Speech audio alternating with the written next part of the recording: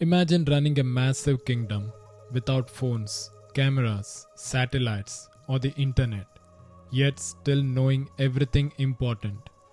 Kautilya believed that power does not begin with weapons, but with accurate and timely information. In the Arthaśāstra, intelligence gathering was treated as a science, not a secret art. A king without spies was considered blind, no matter how strong his army or treasury was. The spy system was designed to watch enemies, citizens, officials, and even allies continuously.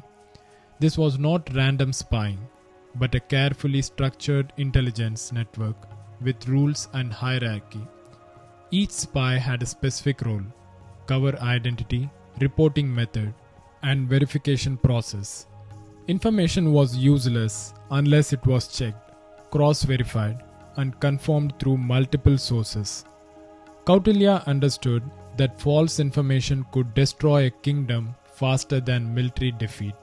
So he built safeguards to prevent lies, manipulation, and personal bias inside intelligence reports.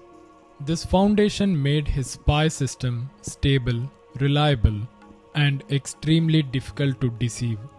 Kautilya called spies Gudhapurusha, meaning hidden individuals who operated without revealing their true purpose. These spies were not chosen randomly, but selected based on intelligence, discipline, patience, and emotional control. Training focused on observation skills, memory, communication, and maintaining calm under pressure. Spies were taught to listen more than speak, and to notice patterns others ignored. The entire intelligence system was divided into stationary spies and mobile spies. Stationary spies lived permanently inside towns, villages, and institutions without moving frequently. They blended into society as monks, teachers, doctors, traders, priests, and household workers. Their main job was to observe public mood, rumors, complaints, and signs of dissatisfaction. They also secretly monitored government officials, local leaders, and influential citizens. Stationary spies never acted openly and avoided attracting attention at all costs. Their reports formed the first layer of intelligence for the king and central administration. Mobile spies were the second major layer and were constantly moving between regions and settlements. They traveled as traders, messengers, entertainers, pilgrims, and skilled workers. Their movement allowed them to collect fresh information from different locations regularly. Mobile spies were responsible for verifying reports received from stationary spies. If two reports conflicted, mobile spies investigated deeper until clarity was achieved.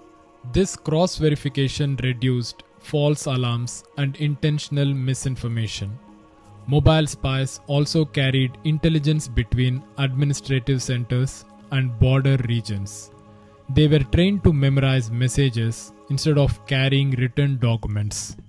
This prevented information leaks if a spy was captured by enemies. Mobile spies also observed military movements and supply conditions quietly. Their flexibility made the intelligence system adaptive and responsive to changing situations. Kautilya insisted that spies must fully leave their cover identities without breaking character at any moment. A spy posing as a monk followed religious routines, fasting habits, and moral expectations sincerely. A trader spy actually ran businesses, paid taxes, and interacted with customers like a real merchant. Some spies lived as beggars to understand the struggles of the poorest people. This deep immersion allowed spies to gain trust naturally over long periods.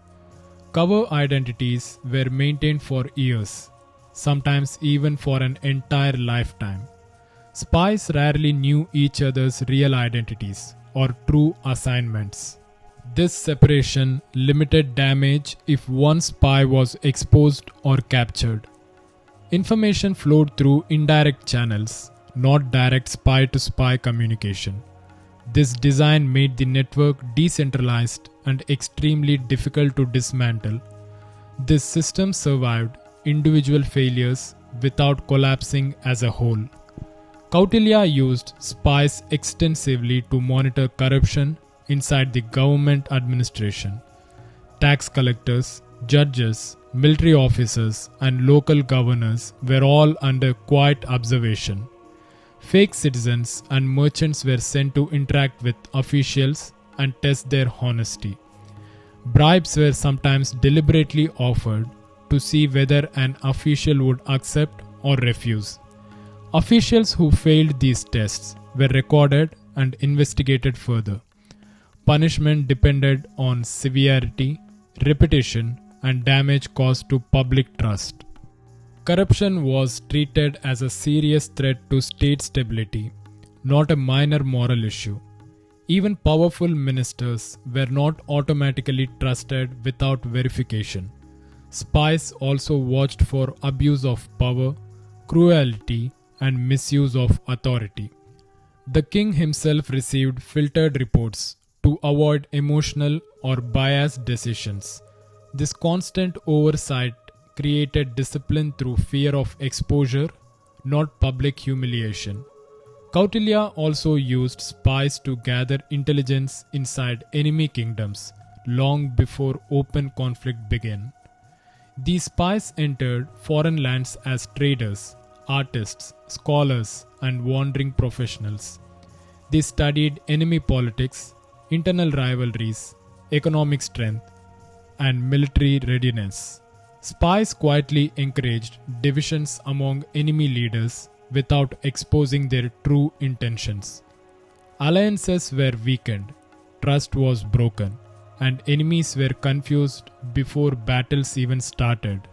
Kautilya believed winning without war was the highest form of victory.